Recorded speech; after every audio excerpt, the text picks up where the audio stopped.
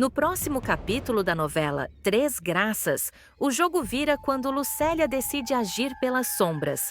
Sem pensar duas vezes, ela envia um áudio venenoso para Ferete, revelando que Lorena está vivendo na casa dos tios. A informação explode como bomba relógio.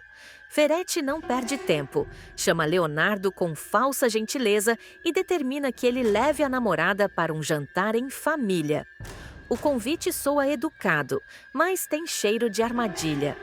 Pouco depois, Leonardo procura Viviane para uma conversa seca e sem rodeios. Ele avisa que Ferete já começou a desconfiar e que o cerco está se fechando rapidamente. Viviane tenta manter o controle, mas sabe que, quando Ferete pressente algo, não costuma recuar.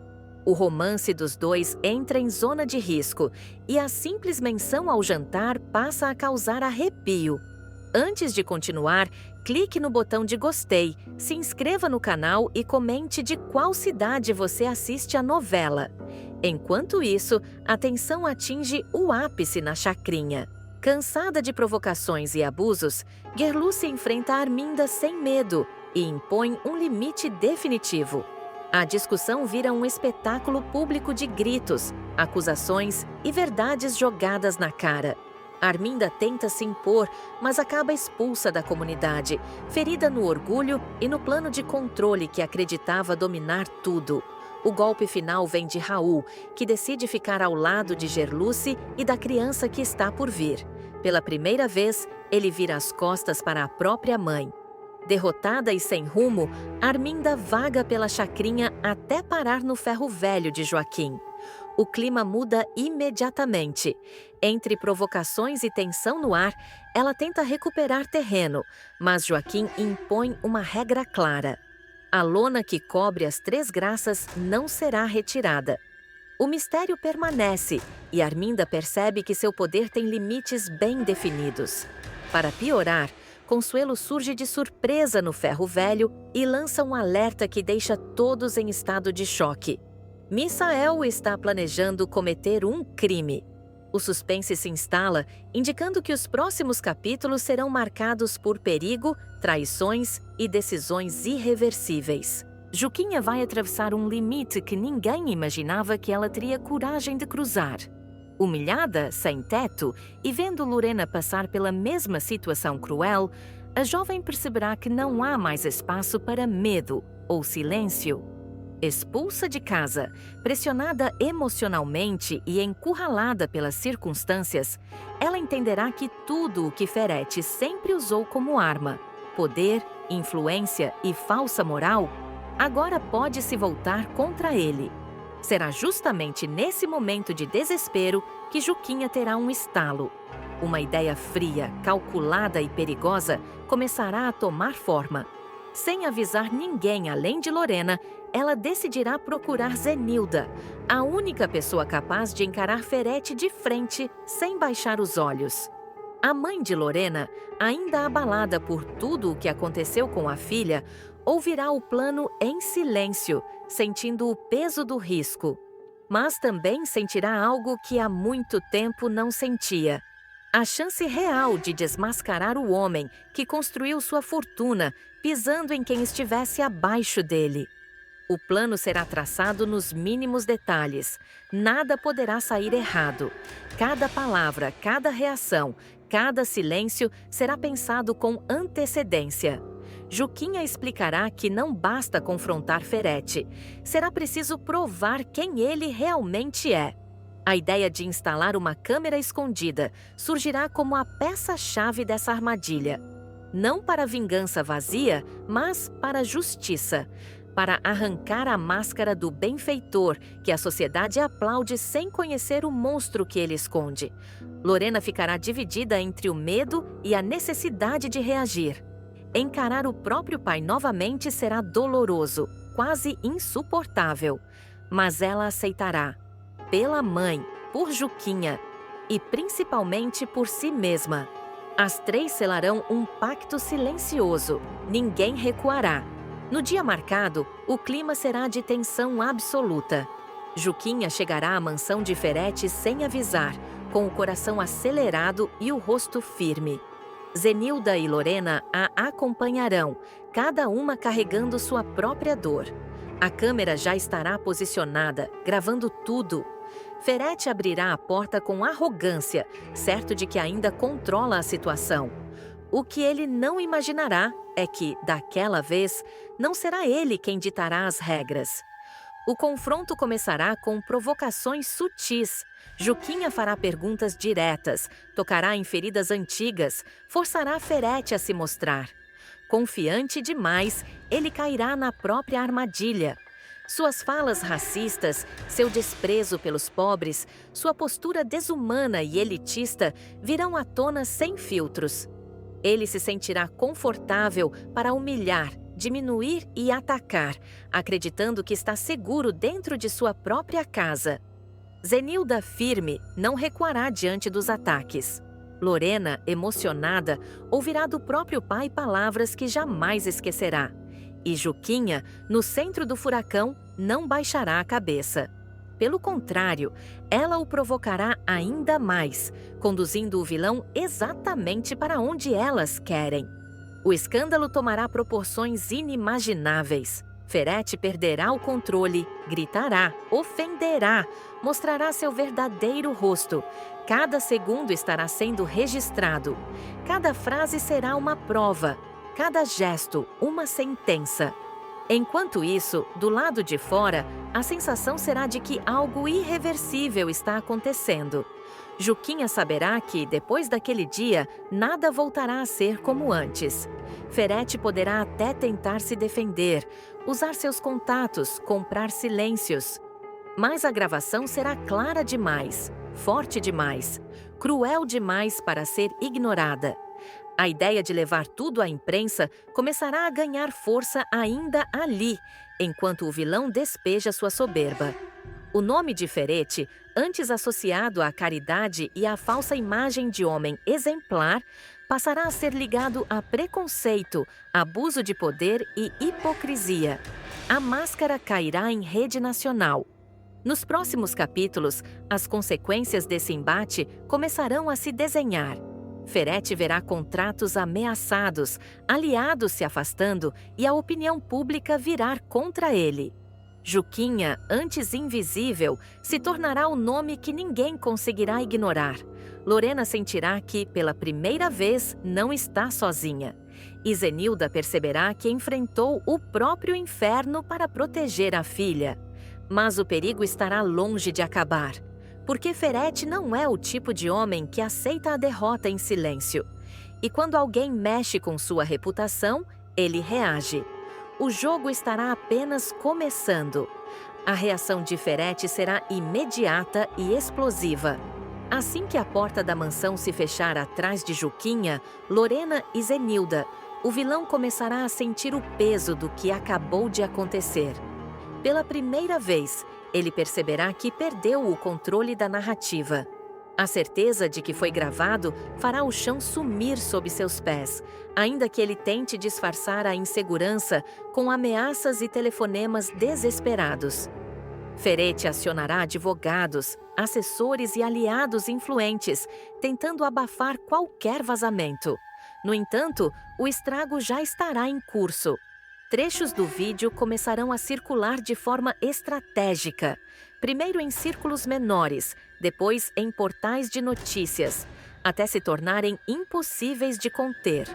A imagem do grande benfeitor entrará em colapso público e antigos parceiros passarão a se afastar discretamente, temendo respingos do escândalo. Juquinha, por sua vez, viverá dias de tensão e virada. Sem casa e sem garantias, ela sentirá medo, mas também uma força que nunca havia experimentado. Pela primeira vez, entenderá que enfrentou alguém muito maior e não recuou. Lorena ficará abalada ao ver o nome do pai estampado em manchetes negativas, mas, ao mesmo tempo, sentirá alívio por finalmente ver a verdade emergir.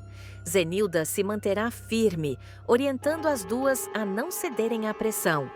O cerco começará a se fechar quando denúncias antigas contra Ferete surgirem, encorajadas pela repercussão do vídeo. Pessoas que foram humilhadas, silenciadas ou prejudicadas por ele enxergarão uma brecha para falar. O que era apenas um confronto se transformará em uma avalanche de revelações, colocando o vilão no centro de uma crise sem precedentes. Enquanto isso, Ferete passará a agir nas sombras.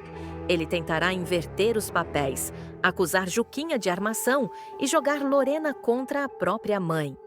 A tensão familiar atingirá níveis extremos e o risco de retaliação aumentará a cada dia. Juquinha perceberá que mexeu com um inimigo perigoso, mas também saberá que recuar agora significaria entregar tudo de volta.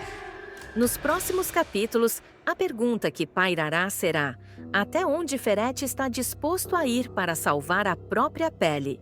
E até onde Juquinha, Lorena e Zenilda conseguirão resistir antes que esse confronto cobre um preço ainda maior? A expulsão de Lorena ecoa como um terremoto na vida de Zenilda.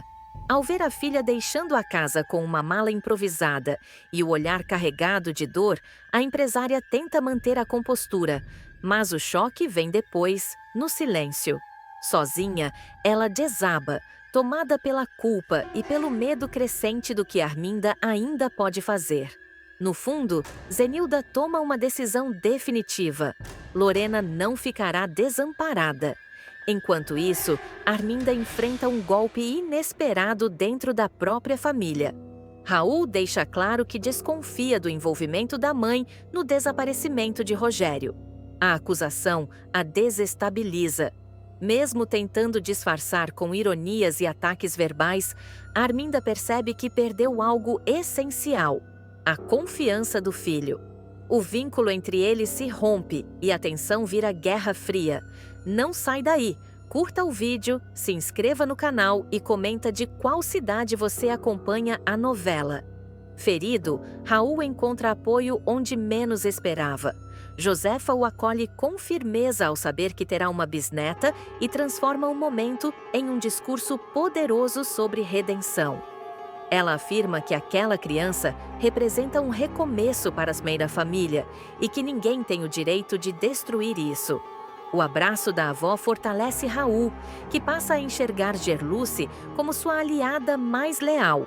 Em paralelo, Ferete entra em fúria ao receber de Macedo a foto de Leonardo com Viviane. Descontrolado, ele destrói a imagem e impõe uma ordem direta. O filho deve se afastar da farmacêutica imediatamente. O empresário teme um escândalo e promete punições severas caso seja contrariado. A investigação sobre as Três Graças ganha novos contornos quando Paulinho alerta Juquinha. O delegado Jairo quer que os dois continuem no caso. As pistas apontam para algo muito maior do que imaginavam. Mesmo ciente do perigo, Juquinha decide seguir em frente. Por fim, desconfiada, Arminda passa a vigiar Raul e Gerluce. Ao segui-los até a chacrinha, ela observa o local com desprezo e ódio, convencida de que aquele território guarda segredos capazes de implodir sua farsa a qualquer instante. O cerco está armado, a máscara de civilidade cairá, e a invejosa Lucélia mostrará sem pudor algum do que é capaz quando decide ferir alguém. Movida por ressentimento, preconceito e uma necessidade quase doentia de se sentir superior, ela usará um segredo íntimo como arma e provocará um verdadeiro terremoto emocional dentro da família. Tudo começará de forma aparentemente banal nos corredores silenciosos da galeria. Lucélia, sempre curiosa e desconfiada, ouvirá escondida uma conversa entre Leonardo e Lorena. A jovem, fragilizada após ser expulsa de casa, comentará que passará a morar com a família de Maggie, tentando reorganizar a própria vida depois do golpe sofrido. Leonardo, preocupado, demonstrará medo da reação do pai caso a verdade venha à tona. Será nesse diálogo que a bomba surgirá. Ferete ainda não sabe que Viviane é uma mulher trans. A revelação cairá como um presente perverso nas mãos de Lucélia. Seus olhos brilharão, não de surpresa, mas de satisfação. ela não dirá nada naquele momento. Guardará a informação como quem guarda um veneno raro, esperando o instante exato para usá-lo. A vilã analisará cada detalhe, cada movimento da família, certa de que poderá causar o máximo de estrago possível. O momento escolhido será calculado com frieza. Durante uma visita de Zenilda à filha, Lucélia perceberá que o ambiente está propício. A madame estará animada, envolvida com os preparativos de um jantar especial para conhecer melhor a futura nora. Zenilda comentará que Ferete anda empolgado com a ideia de reunir a família, tentando mostrar uma falsa harmonia doméstica. Será aí que Lucélia, com um sorriso torto e uma falsa naturalidade, soltará sua bomba. Sem rodeios, ela lançará a frase no ar, como quem comenta o tempo. Mas será que ele vai continuar tão animado quando descobrir que ela é uma mulher trans? O silêncio tomará conta do ambiente. Zenilda ficará completamente sem reação. O rosto perderá a cor, a respiração ficará curta e o corpo parecerá travar por alguns segundos. Atordoada, ela tentará processar a informação, prevendo mentalmente o caos que aquela revelação pode causar dentro de casa. Em pânico, disparará, quase sem pensar. Meu Deus, dessa vez o Ferete pula daquela janela. A reação não será exagero. Zenilda conhecerá como ninguém o temperamento explosivo do marido e saberá que aquela verdade pode desencadear uma tempestade sem precedentes. O clima, que já estará pesado, ficará ainda pior quando Lucélia decidir avançar mais um passo, revelando todo o seu preconceito sem o menor constrangimento. Com desdém, ela questionará o motivo de tanto espanto, lembrando que Zenilda aceitou sem grandes conflitos o fato de Lorena namorar outra mulher. Em seguida, ultrapassará todos os limites ao se referir à própria prima de forma ofensiva, usando termos pejorativos e carregados de ódio. A agressão verbal soará como um tapa no rosto de todos os presentes. Maggie não ficará calada. A prima se levantará, tomada pela indignação, e confrontará Lucélia sem medir palavras. Dirá que ela ultrapassou qualquer limite aceitável, que não tem o direito de se meter na vida alheia e muito menos de expor alguém dessa forma. O embate entre as duas será tenso, com acusações diretas e olhares que prometem guerra. João Rubens, até então em silêncio, sentirá uma vergonha profunda da atitude da sobrinha. Visivelmente constrangido, ele perderá a paciência e a repreenderá duramente, exigindo que ela pare imediatamente com aquele discurso cruel. Em tom firme, avisará que aquela conversa não terminará ali e que ela ainda terá que responder pelo que fez. Casper tentará conter os danos. Percebendo o estrago emocional causado, ele se aproximará de Zenilda e pedirá desculpas em nome da família, tentando amenizar a situação e demonstrar solidariedade. O pedido será sincero, mas insuficiente para apagar o choque que tomará conta do ambiente. Lucélia, por sua vez, tentará se fazer de desentendida. Dirá que só falou a verdade, que não vê problema algum em jogar limpo. No entanto, por trás da pose arrogante, ela começará a sentir o peso da desaprovação coletiva. Os olhares de reprovação, o silêncio carregado e a tensão no ar deixarão claro que ela cruzou uma linha sem volta. Enquanto isso, a notícia começará a ecoar silenciosamente pelos corredores da família. Zenilda ficará dividida entre o medo da reação de Ferete e a preocupação com Leonardo e Viviane. Maggie tentará apoiar a amiga, mas também temerá as consequências daquele segredo exposto da pior maneira possível. João Rubens refletirá sobre os erros que permitiram que Lucélia chegasse a esse ponto, enquanto Casper perceberá que a convivência familiar jamais será a mesma depois daquele jantar.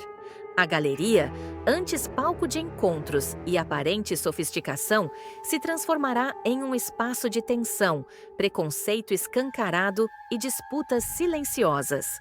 O que deveria ser um momento de aproximação familiar acabará abrindo feridas profundas, trazendo à tona verdades incômodas, alianças frágeis e conflitos que prometem explodir.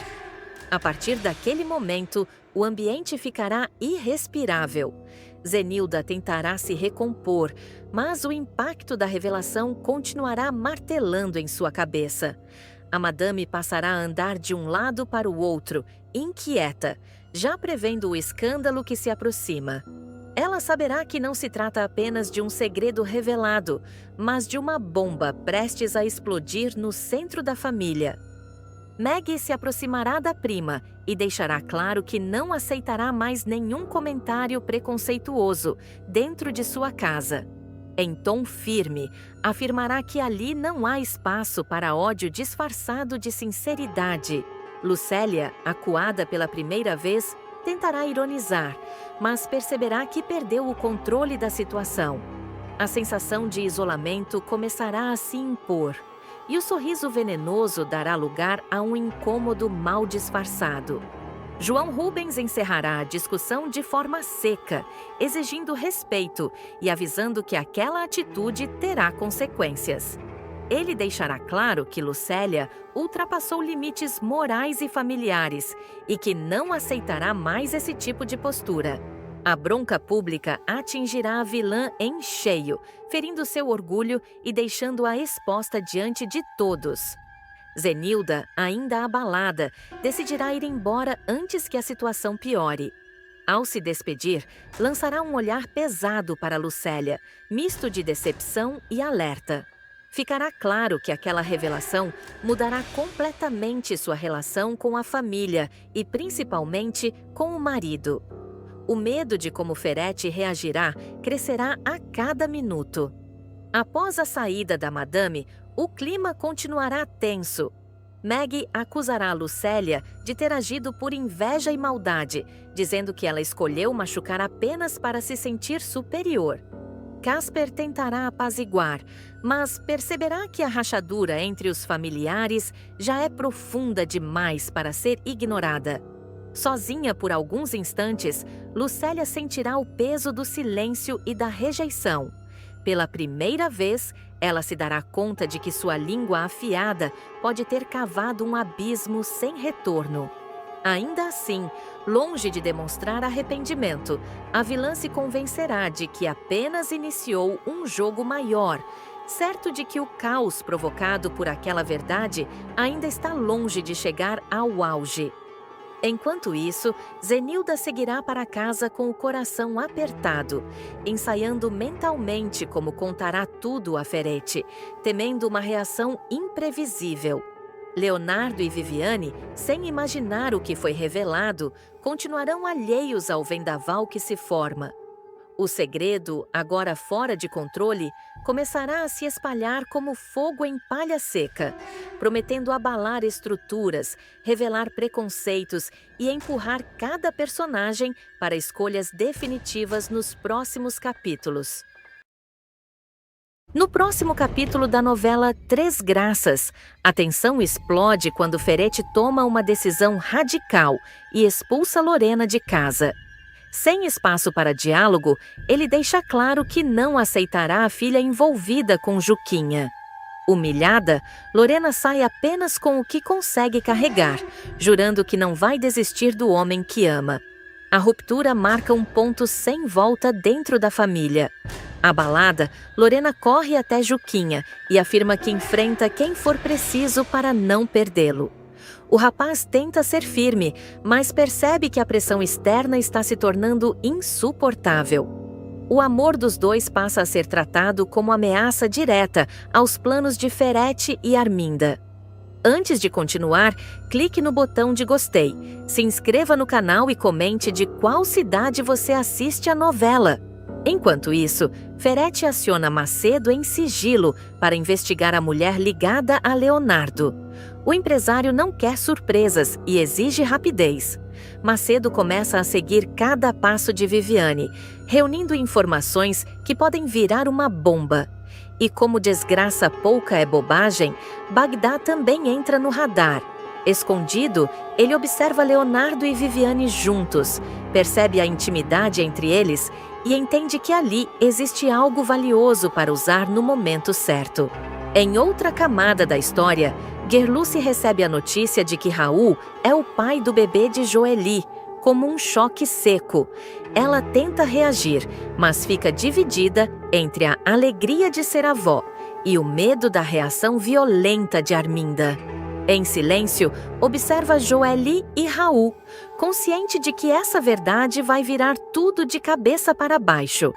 Paralelamente, Herculano revela a Samira sua angústia com Lena, que ainda acredita estar grávida. Ele teme o impacto emocional quando a verdade vier à tona. Já Paulinho comenta com Juquinha que o delegado Jairo está completamente destruído após ser abandonado pela esposa, reforçando o clima de relações despedaçadas ao redor deles. E para completar o cenário explosivo, Edilberto flagra Leonardo com Viviane e percebe que esse envolvimento ainda vai render confusão pesada. As mentiras de Ferretti começam a ruir de forma silenciosa, venenosa e muito mais perigosa do que ele imaginava. Nos próximos capítulos, o empresário perceberá que o maior risco ao seu esquema criminoso não vem da polícia, nem dos inimigos declarados da chacrinha, mas de dentro de casa. A descoberta de que Zenilda está investigando a fundação e se aproximando de pessoas capazes de derrubar o esquema de medicamentos falsos deixará o vilão fora de controle. Tudo começa quando Ferretti passa a notar pequenas mudanças no comportamento da esposa. Zenilda, antes discreta e aparentemente submissa, passa a circular mais pela fundação, fazer perguntas incômodas e demonstrar um interesse incomum por documentos, processos e denúncias antigas. O empresário tenta minimizar, mas a pulga atrás da orelha vira paranoia quando ele descobre que a mulher tem mantido conversas reservadas com funcionários-chave e pessoas diretamente afetadas pelos medicamentos distribuídos na chacrinha. A tensão explode de vez quando Ferretti percebe que Zenilda não só desconfia dos negócios ilegais, como já liga os pontos entre a fundação, os placebos e a perseguição seletiva a quem ousa questionar o esquema. Em um momento de fúria, ele deixa escapar seu verdadeiro sentimento, misturando desprezo, frustração e machismo. A minha esposinha não é tão fiel assim. Detesto dizer isso, mas a Arminda tinha razão. A frase revela mais do que ciúme. Expõe o medo de um homem que sente o chão se mover sob seus pés. O cenário fica ainda mais sombrio após a prisão injusta de José Maria, vítima de uma das armações mais cruéis do empresário. O médico é acusado de falsificação e comercialização ilegal de receitas, uma jogada calculada para desviar o foco das investigações sobre os medicamentos adulterados. Ferretti acredita que, ao destruir a reputação do profissional, conseguirá intimidar qualquer tentativa de aprofundar o escândalo. Mas o plano começa a ruir quase imediatamente. Zenilda reage de forma inesperada. Longe de se intimidar, ela decide assumir pessoalmente a defesa de José Maria e deixa claro que não recuará. Em uma conversa carregada de emoção com Xênica, mãe do médico, ela garante apoio irrestrito e deixa implícito que sabe mais do que aparenta. A gente tá junto nessa, mais do que você pensa. A frase ecoa como um aviso velado e perigoso. Xênica, por sua vez, passa a analisar cada detalhe da prisão do filho e rapidamente conclui que ele foi incriminado. As suspeitas recaem diretamente sobre Ferretti, que reage com brutalidade. O vilão ameaça demissão por justa causa, fala em processos por difamação e tenta transformar a funcionária em inimiga da empresa. O clima dentro da fundação se torna insustentável, com funcionários divididos entre o medo e a indignação. Sem que Zenilda perceba, Ferretti passa a vigiá-la. Escondido em um dos corredores da fundação, ele escuta uma conversa reveladora entre a esposa e Xênica. Desesperada, A mãe do médico comenta que o filho aguarda audiência de custódia e liga diretamente à prisão aos boatos que circulam sobre os medicamentos distribuídos na chacrinha. Essa prisão é por causa dos boatos sobre os remédios, diz ela, com a voz embargada. Zenilda concorda em tom firme e faz um alerta que arrepia o empresário. Sobre isso a gente pode falar em qualquer lugar, menos aqui dentro da fundação. A frase cai como uma bomba. Para Ferretti não resta mais dúvida. A esposa não só desconfia dele, como já atua ativamente contra seus interesses. O vilão sai do esconderijo transtornado, lutando para manter a aparência de controle. Por dentro, porém, a certeza é devastadora. Zenilda não é fiel, não é ingênua e não está do lado dele. A partir desse flagrante, o casamento entra em rota de colisão. O clima em casa muda, os diálogos se tornam frios e cada encontro entre os dois passa a ser marcado por desconfiança, ironias e ameaças veladas. Ferretti começa a arquitetar seus próximos passos, dividido entre eliminar provas, calar aliados e decidir até onde está disposto a ir para manter o poder. Enquanto isso, Zenilda segue avançando em silêncio, ciente de que agora está jogando um jogo perigoso, mas convencida de que não há mais volta. O que era apenas desconfiança se transforma em guerra declarada, ainda que travada nas sombras, onde cada palavra, cada gesto e cada escuta escondida pode mudar tudo. A partir desse ponto, Ferretti passa a agir com uma frieza ainda mais calculada. Convencido de que Zenilda já atravessou a linha, ele muda completamente a estratégia. O vilão deixa de confrontá-la diretamente e passa a observá-la como quem estuda um inimigo. Cada saída de casa, cada ligação, cada reunião vira motivo de vigilância silenciosa. O empresário sente que perdeu o controle da própria fortaleza, e isso o corrói. Dentro da fundação, o clima se torna sufocante. Ferretti convoca reuniões inesperadas, exige relatórios fora de hora e manda Macedo levantar o histórico de todos que tiveram contato recente com Zenilda. A ordem é clara: descobrir até onde ela foi, com quem falou e o que já sabe. O medo se espalha pelos corredores, enquanto funcionários começam a perceber que algo grave está prestes a vir à tona. Zenilda, por sua vez, nota a mudança no comportamento do marido. O olhar desconfiado, o tom seco, a ausência de qualquer afeto confirmam que Ferretti já percebeu sua movimentação. Ainda assim, ela não recua. Pelo contrário, acelera. A esposa passa a reunir documentos, cruza datas, confere lotes de medicamentos e encontra inconsistências que não deixam margem para dúvidas. Cada nova descoberta reforça que o esquema é maior, mais antigo e mais cruel do que ela imaginava. Em casa, os dois passam a dividir o mesmo espaço como estranhos. Conversas banais escondem provocações e silêncios longos carregam ameaças não ditas. Ferretti tenta desestabilizá-la psicologicamente, lança insinuações, fala em lealdade e traição, enquanto Zenilda responde com firmeza e frieza, deixando claro que não está mais disposta a fingir. O vilão, pressionado, decide agir. Ele começa a destruir provas, manda alterar registros e cogita usar a prisão de José Maria como exemplo para intimidar qualquer outro opositor. Mas, nos bastidores, a engrenagem já gira contra ele. Pessoas que antes tinham medo passam a trocar informações, e o nome de Ferretti começa a circular em conversas perigosas, longe do alcance da fundação. O que era um casamento de conveniência se transforma definitivamente em um campo de batalha. Ferretti entende que não enfrenta apenas uma denúncia ou uma investigação. Enfrenta alguém que conhece seus hábitos, seus pontos fracos e suas mentiras. Zenilda, por sua vez, sabe que está caminhando sobre uma linha tênue, onde qualquer passo em falso pode custar caro. Misael vai mostrar mais uma vez que não mudou nada. Ele dará uma nova punhalada nos próprios aliados, quebrará uma promessa feita de olhos nos olhos e deixará claro que sua obsessão por vingança ultrapassou qualquer limite. Movido por ódio, frustração e um desejo doentio de fazer justiça com as próprias mãos, ele decidirá seguir um caminho violento, colocando todos em risco.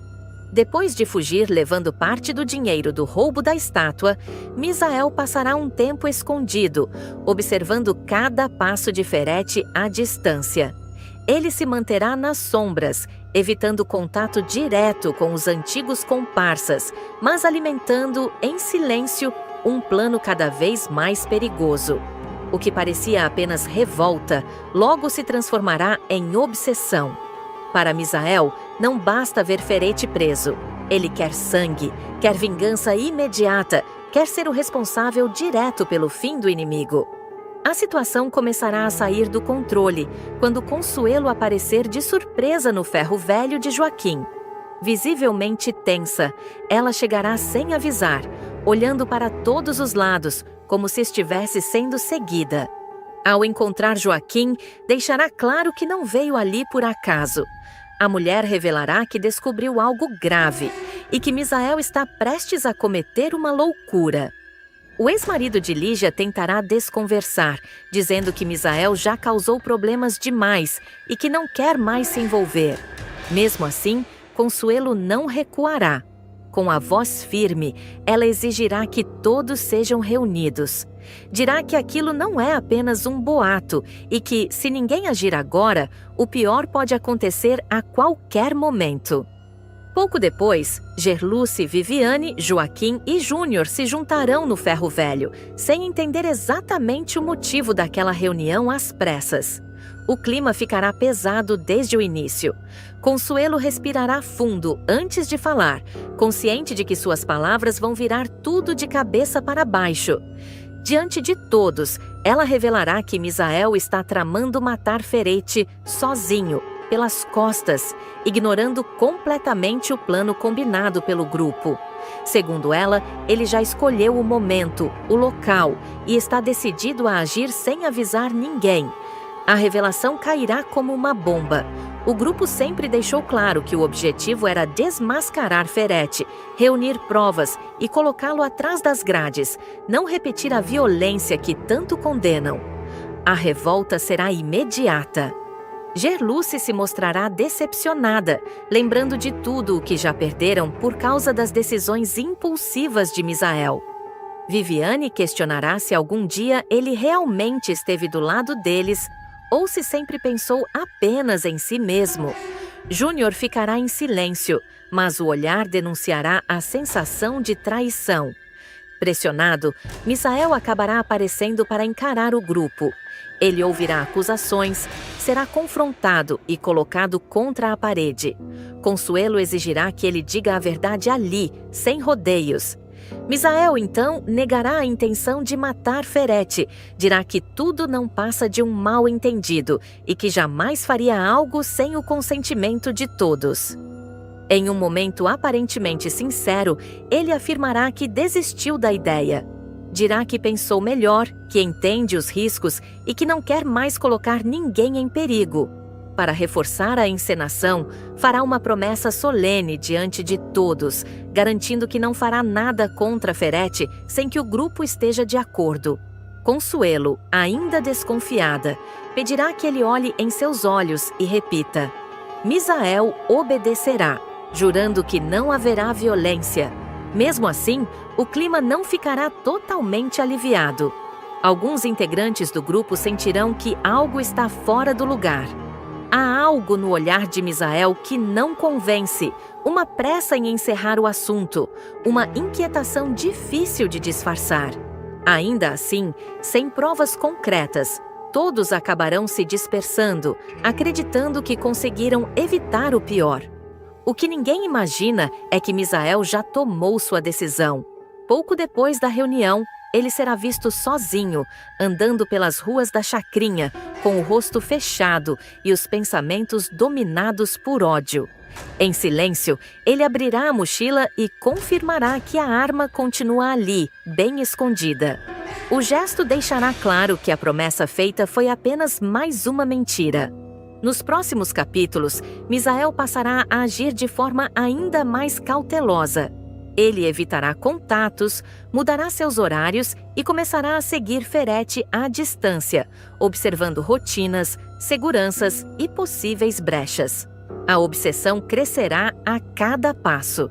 Para ele, Ferete precisa pagar não apenas pelos crimes recentes, mas por tudo o que destruiu no passado. Enquanto isso, Consuelo não conseguirá se livrar da sensação de que algo terrível está prestes a acontecer. Mesmo após a promessa de Misael, ela continuará inquieta, com medo de ter sido enganada mais uma vez. A cada notícia envolvendo Ferete, seu coração acelerará, temendo que Misael esteja por perto, pronto para agir.